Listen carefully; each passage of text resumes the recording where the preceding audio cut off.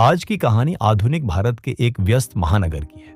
भीड़ भाड़ वाली सड़कों, ऊंची ऊंची इमारतों और भागती दौड़ती जिंदगी के बीच एक छोटा सा मोहल्ला था, जहां 16 वर्षीय लड़का आरव अपने गरीब पिता और मां के साथ रहता था।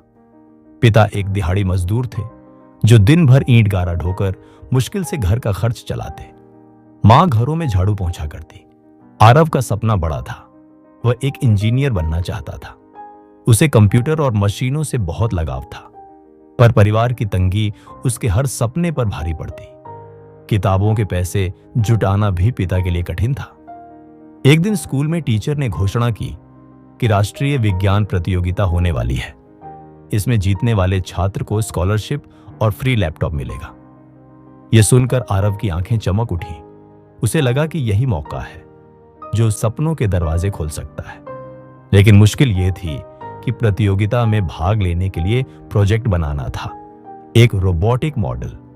इसके लिए इलेक्ट्रॉनिक सामान चाहिए था जो महंगा था। घर लौटकर जब उसने पिता से बात की तो पिता ने सिर झुका लिया। बेटा, मेहनत करके 2 वक्त का खाना मुश्किल से जुटा पाता हूं, इतना महंगा सामान लाने की ताकत नहीं है। पिता की आवाज में दर्द था। आरव का मन टूटा। उसे लगा कि शायद किस्मत ही गरीबों के लिए सपने देखने पर रोक लगा देती है। इसी दौरान मोहल्ले के एक retired science teacher Sharma sir उसकी लगन को देख रहे थे। उन्होंने आरव को बुलाया और कहा, बेटा, सपनों की कीमत सिर्फ पैसों से नहीं चुकाई जाती, बल्कि मेहनत और लगन से चुकाई जाती है। अगर तू मेहनत करने को तैयार है तो मैं तेरी मदद करूंगा। शर्मा सर ने अपने पुराने सामान से कुछ इलेक्ट्रॉनिक पार्ट्स दिए और समझाया कि कैसे रोजमर्रा की चीजों से भी मशीन बनाई जा सकती है। अब आरव की असली यात्रा शुरू हुई। दिन में वह स्कूल जाता, शाम को अखबार बांटने का काम करता ताकि कुछ पैसे जोड़ सके। रात में छत पर बैठकर प्रोजेक्ट पर काम करता। कभी बैटरी जल जाती, कभी मोटर फंस जाती, तो कभी तारों का कनेक्शन बिगड़ जाता। कई बार वह हताश होकर रोता, लेकिन हार नहीं मानता। प्रतियोगिता से 1 हफ्ता पहले उसका बनाया मॉडल अचानक खराब हो गया। मोटर जल गई और सब मेहनत बेकार लगने लगी।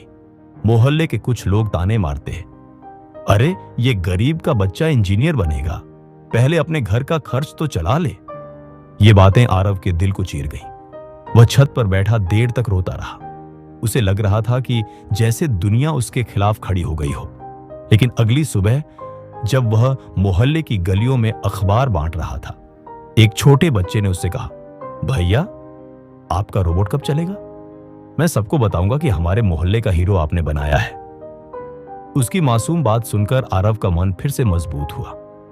उसे लगा कि अगर वह अभी हार गया तो न केवल अपने सपनों से समझौता करेगा, बल्कि उन बच्चों की उम्मीद भी तोड़ देगा जो उसे रोल मॉडल मान रहे थे। शर्मा सर ने भी हौसला बढ़ाया, याद रख, असफलता अंत नहीं है, बल्कि सफलता की तैयारी है। हर बड़ा काम पहले कई बार असफल होता है। अब आरव ने ठान लिया कि चाहे कितनी भी मुश्किल आए, वह दोबारा कोशिश करेगा। उसने मॉडल को खोलकर फिर से जोड़ना शुरू किया। हर रात देर तक मेहनत करता, इंटरनेट पर पुराने ट्यूटोरियल्स देखता और जो भी चीज काम न करे उसे नए तरीके से बनाने की कोशिश करता। धीरे धीरे उसके हाथ में आत्मविश्वास लौट आया। असफलता अब उसे डराने के बजाय सिखाने लगी थी। आरव ने हार नहीं मानी।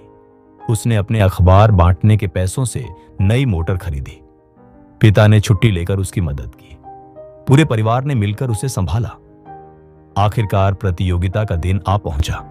बड़े बड़े प्राइवेट स्कूलों के बच्चे महंगे उपकरणों से बने प्रोजेक्ट लेकर आए। आरव का छोटा सा रोबोटिक मॉडल उनके सामने साधारण लग रहा था। जब उसकी बारी आई तो उसने आत्मविश्वास से प्रोजेक्ट दिखाया। उसका रोबोट बिजली की कम खपत में काम करता था और रिसाइकिल किए गए सामान से बनाया गया था। जज उसकी सोच और मेहनत से प्रभावित हुए। कुछ देर बाद परिणाम घोषित हुआ। विजेता है आरव कुमार। पूरा हॉल तालियों से गूंज उठा। आरव की आंखों में आंसू थे। पिता की मेहनत, मां का बलिदान और उसकी अपनी लगन रंग लाई थी। उसे स्कॉलरशिप और लैपटॉप मिला। अब उसके पास पढ़ाई जारी रखने के साधन थे। मोहल्ले के वही लोग जो पहले ताने मारते थे, अब उसे गर्व से देखने लगे। पिता ने उसकी पीठ थपथपाई। बेटा, तूने साबित कर दिया कि गरीबी सपनों की दुश्मन नहीं होती, हार मान लेना असली दुश्मन होता है। कुछ सालों बाद आरव ने इंजीनियरिंग कॉलेज में प्रवेश लिया। वहां भी उसने मेहनत जारी रखी। उसने कई इनोवेशन किए और धीरे धीरे देश विदेश की प्रतियोगिताओं में नाम कमाया।